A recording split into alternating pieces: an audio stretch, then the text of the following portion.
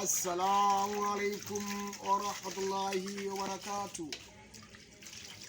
Wote mnaonisikia na kusalimuni. Alhamdulillahi alladhi khalaqa al-mauta wal hayat.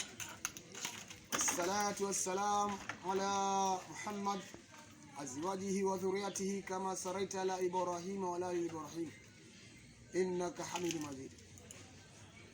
Leo nipo hapa kutoa somo ambalo inawezekana tukapata faida moja au nyingine.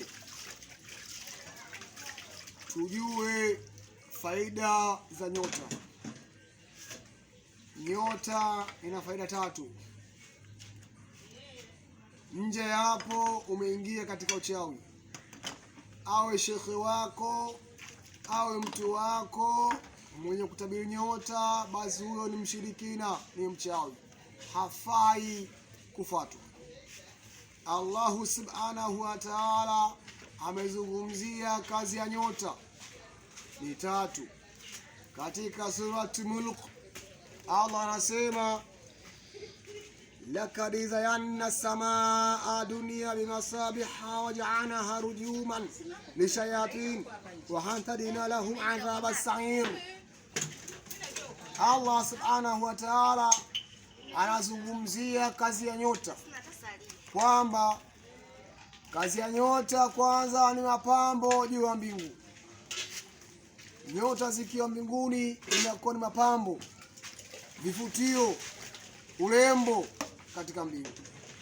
Kazi ya pili ya nyota ni ulinzi wa mashetani. Mashetani wakienda kufuatilia masuala ya ghaibu, nyota vinawapiga.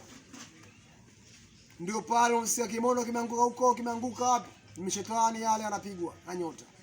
Kazi ya 3 ya nyota ni kumsaidia baharia akiwa baharini kusafiri. Kusi kaskazini inamongoza msafara. Lakini tofauti na hapo wameingia katika ushirikina. Leo unaambia nyota yako chafu, eti usafishwe. Nyota isafishwi. Kazi ya nyota ni hizo 3 tu. Watu leo wanatumia nyota kutabiri mambo yao. Na Mtume Muhammad sallallahu alaihi wasallam amesema mwenye kujifundisha elimu ya nyota basi amejifundisha sehemu ya uchawi. Awe shekhe wako au imamu wako, kama anatabiri nyota, huyo ni mshirikina, huyo ni mchawi, hafai kufuatwa. Yeye na Mungu nani zaidi? Mungu ameelezea kazi ya nyota 3. Basi leo sisi Waislamu tumejiingiza kwenye ushirikina bila kujua. Unaoa, unakwenda kwa mganga kwenda kumwangalia nyota ya mkeo. Kama jina lake kubwa, basi jina linabadilishwa. Huu ni ushirikina mkubwa. Leo jina alopewa na wazazi wake linabadilika, anapewa jina jipya, anapewa jina la mume wake. Kisa amekwenda kwa mganga, ameangalia nyota yake, kama nyota la mwanamke yule ni kubwa, atakutawala na ya nyumba. Huu ni ushirikina mkubwa. Sasa zinduka ndugu yangu Muislamu. Nyota kazi yake ni 3 tu. Nimesema awali. Kazi ya kwanza ni mapambo juu ya mbingu.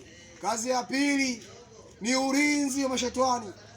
Kazi ya 3 nyota ni kumsaidia baharia akiwa baharini, kumongoza safari yake. Basi hakuna kazi nyingine zaidi ya hizo 3 tu. Wewe mwanamke uliolewa na jina lako likabadilika siku ya ndoa, hiyo ndoa haifai. Olewa tena mara ya pili. Usikubali kubaki na ndoa hiyo, ndoa ya ushirikina. Mungu ndoa hiyo haikubali. Na wewe mwanamume ambaye unanisikia, kama unataka kuoa, usiende kwa waganga kumuuliza nyota ya mkeo. Nyota sio kazi yake hiyo. Huo ni ushirikina, haufai kufuatwa. Sina mengi, nimekuja hapa kutoa elimu, kutoa somo, kuwakumbusha ndugu zangu wa Kiislamu. Kazi ya nyota ni tano tu, hiyo zingine uchawi, ushirikina zifai kufuata. Assalamu alaikum wa rahmatullahi wa barakatuh.